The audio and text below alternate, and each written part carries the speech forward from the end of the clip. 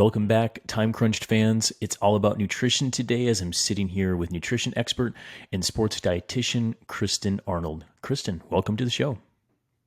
Thanks so much for having me. Yeah, well, today we'll be answering common questions heard from athletes about nutrition, focused more on what to eat, drink, and do off the bike. So things like weight loss, diets, how to maintain energy, all day. We'll have another companion episode where we talk specifically about fueling on the bike, like pre, during, and post-training nutrition. And these are all things that we could talk about like all day on podcasts. And so let's just dive right in. Kristen, what is like the common question or a handful of common questions that you hear from your clients that come to you when they're trying to solve their problems? The most common questions I get, one is about what is my ideal race weight? So should I be losing weight, gaining weight? What does that look like? And then also around what types of foods to eat. So are processed foods like sports foods, supplements better, or are real foods better? Yeah. Those are common. And yes, should I lose weight to become a better cyclist? So ideal race weight. How do you answer that question for somebody who's coming to you? Like, should I lose weight? Should I not? How do you identify if someone should or should not? Yeah, so someone comes to me and is asking that question, which is really common. That's one of the main reasons anyone would reach out to me to work with me as a sports dietitian. First piece of information we need is their body composition. So I have them get a bod pod or a DEXA scan done somewhere in their area, and we get those objective data points. Mm-hmm. And then I also have them do an assessment to see what weights were they at when they had their best performances over the year. So a historical reference of when did they feel the best and perform the best and what weight were they at that time. And then also checking the box, making sure they were healthy at that time. Yeah. So, essentially you're starting with data, working with science in order to come to a decision about should you do weight loss or should you not, and how much probably. Yep, and it's definitely based on their body composition. So their fat-free mass to their fat mass is the first piece of information we need. And so, like, in terms of ideal race weight, then, in without using like specific numbers or like a case study, but like, how would you dial in the ideal race weight for somebody who has weight loss goals and say they are a candidate for some weight loss before a race season happens? That's a great question. It's somewhat subjective to determine that, and that's why we gather a bunch of information, because there really aren't parameters for what should a cyclist be for body fat percentage, or what weight should they be. There are references in the data. Most of them are 10, 20, 30 years old, and they're all based on different machines that are measuring body fat percentage in different ways. So first, I would make sure that they're meeting their nutrient needs and help them to meet their calorie and their fat, protein, and carbohydrate-rich needs using nutrient-dense foods, and just see where their weight's at that point. And a lot of the time, it optimizes itself. Like their body fat percentage will go down, and their body, their lean body mass will go up. And that's really what's going to produce the best power numbers. If you identify and say they have 7 pounds to lose before a key event, and say it's right now you're working with an athlete in February and the key event is national championships in July, what's the timeline? How would you start losing that weight? The further away from race day, the better. So I prefer people to work with me over the winter when they have more time to lose a significant amount of weight, and then probably 1 to 2 months out from race day, we're not really trying to lose any weight. And then as far as timeline goes, athletes can expect to lose 0.5 to 2 pounds per week is a standard amount that has been shown in the literature to allow for weight loss and not regaining the same weight. Yeah, precisely. And I think like for a lot of our audience, what I want you to hear about that is you want normal body weight and normal habits like a month out from that competition. But all too often though, like I see athletes losing weight that, 3 to 4 weeks out from that competition, and that's like the worst thing to do because you just start to deplete everything. Am I right in Yep. that? Yeah. Okay. Oh, yeah. Yep. Yeah. So the longer runway, the better. And if you can get these habits kind of under control during the wintertime or like, general base periods, that's kind of what Kristen's saying there. So when we were talking to like another kind of common question that I think you hear and I hear too is like, should I be eating more plants? And if I'm an endurance athlete, should I be following like a vegetarian, a full vegan? Do I even need to care about this? Like, what are your thoughts on eating plants for an endurance athlete? When the movie Game Changers came out, I probably was getting 25 questions a week about that. And plants are generally very nutrient dense, so they have a lot of vitamins and minerals per calorie. For endurance athletes, being plant-based and meeting all of your nutrient needs is actually pretty easy to do because the calorie needs for endurance athletes are so high that by the time you're getting to that calorie goal, you're also going to be meeting your protein needs. So the benefits of plant-based eating is that you are getting a good amount of vitamins, minerals, essential fatty acids, essential amino acids. And as long as you're varying and making sure you're having balanced meals with carbohydrate, protein, and fat-rich foods, you'll be meeting your protein needs, which is the primary concern. The literature does suggest that people that are 100% vegan should get 10% more protein to account for the lower quality protein sources in plants. So if someone does come to you and they say, hey, Kristen, I read somewhere that, being a vegetarian is great for endurance sports. Should I do that even though I love hamburgers? Like, what would you tell them? I tell them to start slow. Yeah. So try to do 1 to 2 meals per day or even 1 to 2 meals per week and start to develop the cooking skills that are required. A lot of my clients know how to cook meat, but they actually don't know as much about cooking vegetables or beans or lentils or tempeh or tofu. So getting those cooking skills, and so making sure they're incorporating those protein-rich plant-based foods will help them to meet all their needs. A lot of that is like habit changing. And I think when someone wants to change like a big habit of going from, meat-based to, plant-based, or not even meat-based, but like, what I'm saying? Yeah. And then okay, cool. I got this idea that I'm going to go for. And then all of a sudden, now what do I do? Right. Because all the old habits die hard, so to speak. And that to say too, like I am not a pusher of like one particular diet over the other. I think that in American society, I think that if we strive to eat more plants and diversify our food selections, I think that's a healthy thing.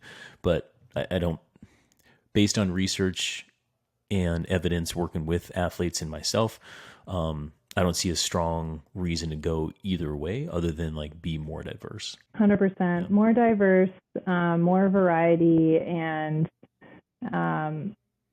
that's really what's going to set them up for success. Yeah. One question that it like cycles through quite a bit, but it's basically the question of, does fasting make you fast? So if you got someone coming to you and says, is fasting healthy for cyclists? What's your response? So for female athletes, I really don't recommend fasted training. One of the, well, fasting, I guess, is different than fasted training. True. So intermittent fasting, there's research to show that if you are in an obese population, you will potentially have success with weight loss. So that's where the most research is. If you engage in intermittent fasting, especially for males, you could lower chronic inflammatory markers. So that's another piece of the research that's there. For performance, like I said, for females, I really don't recommend it. Physiologically and hormonally, females are already predisposed to being good at fat burning. And so there can be some benefits for males to improve the proportion of fat to carbs that they're burning during lower intensity and up to higher intensity exercise. But it has to be done in a very explicit, well-prepared way in order for you to have the physiological benefits of fasted training. Yeah, and I think too, and you're the expert here, so let me run this one past you. Is the primary performance benefit of quote fasted rides and fasted training is to get that fat burning ability, correct? Yep. All right. So one way to do that, excuse me, is say you wake up and you want to do some of this.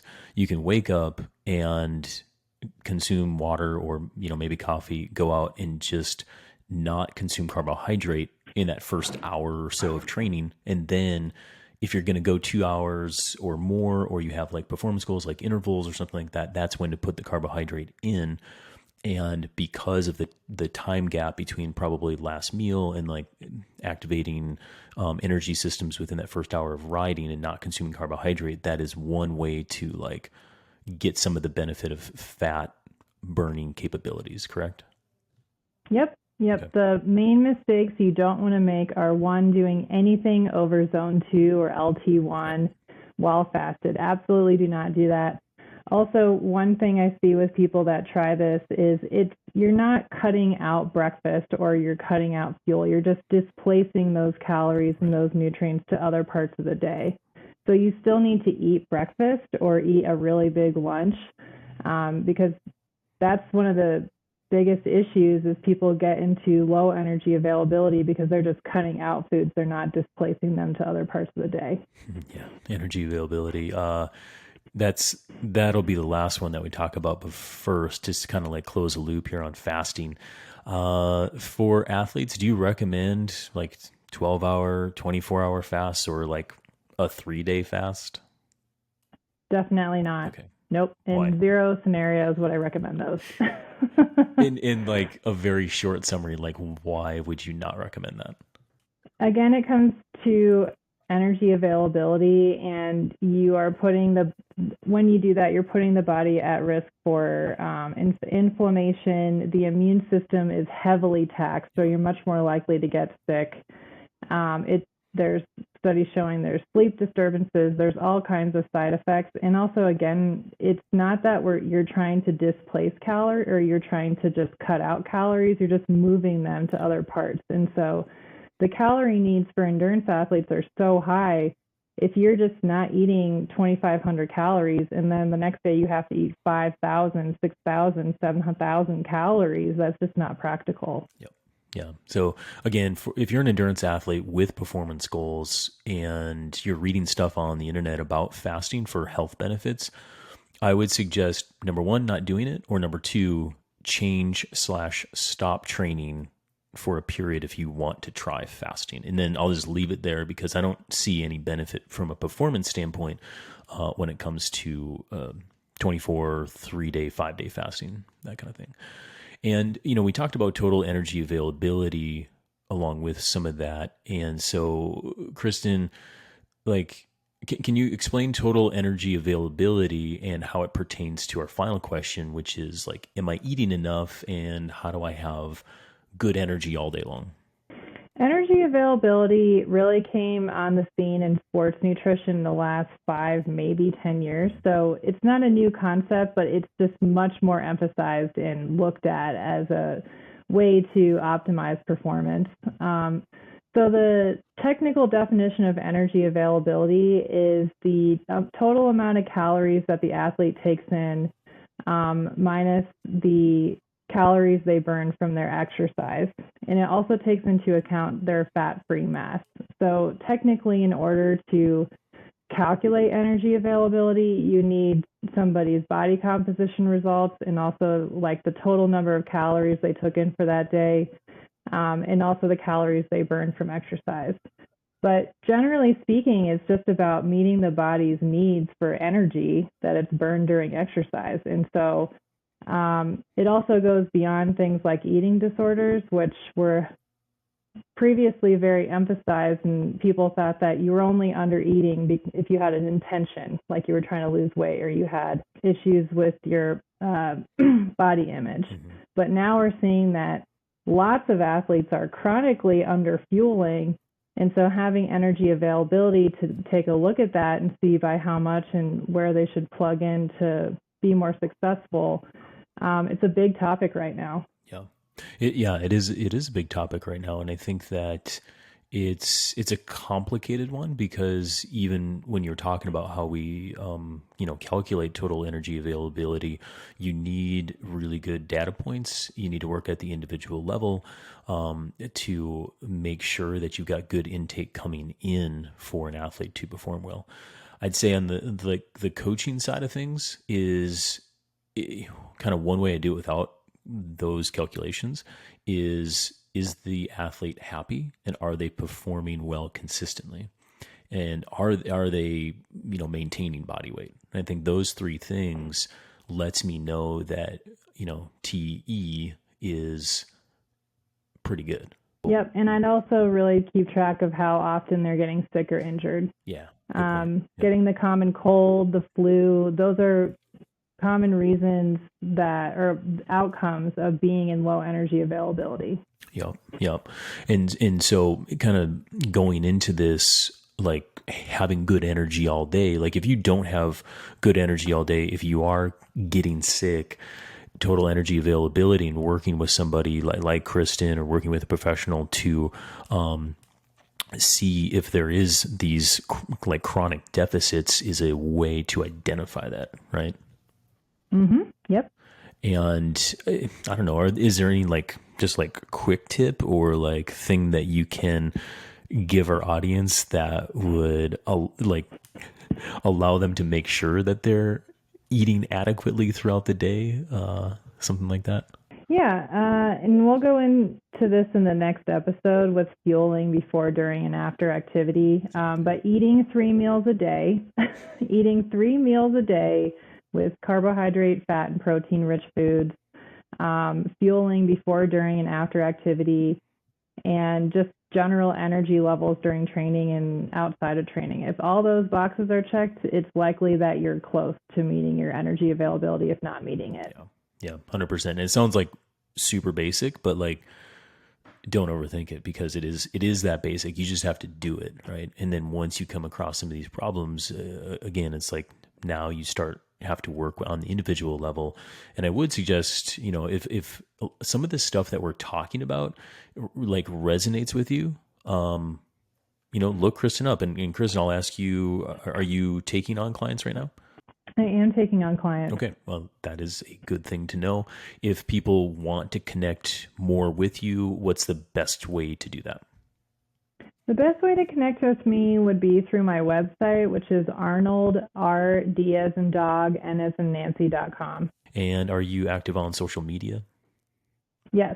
My Instagram is Kristen K. Arnold, and that's the best channel to reach me there as well. Excellent. Okay, so what we'll do, folks, is we'll provide Kristen as a resource to you, and best way to do that is to go to trainright.com/podcast if you didn't catch what she was giving to you there. So with that said, I'd say in summary, when we're dealing with some of these nutrition questions and kind of problems that people are working with, I say first start with the science, start to get some baseline numbers to work with so that it's not just feeling. And somebody like Kristen or your coach that you're working with can then start to work backwards and identify some of these problems. When it comes to, a certain way of eating, diet, planning, or whatever, I think diet agnostic is kind of the approach to go with because it's really about total energy. If you're feeling good, if you're happy, you're performing well, that's a good indicator that you're on the right track. Anything else that you would add to that, Kristen? I think just eat whole food is the main one. That's what you need. If you were working with me, that's the first thing we would do. Love it. So if you're already coming into working with a professional and you're doing that, you can get to more advanced strategies more quickly rather than just focusing on eating fruits and vegetables for a while. Well, let's put a pin in it there, because the next episode we'll talk all about like more training nutrition and training fueling. So for now, thank you, Kristen, for joining us. And for those listening, and you want more about during training fueling, be sure to hit the next episode.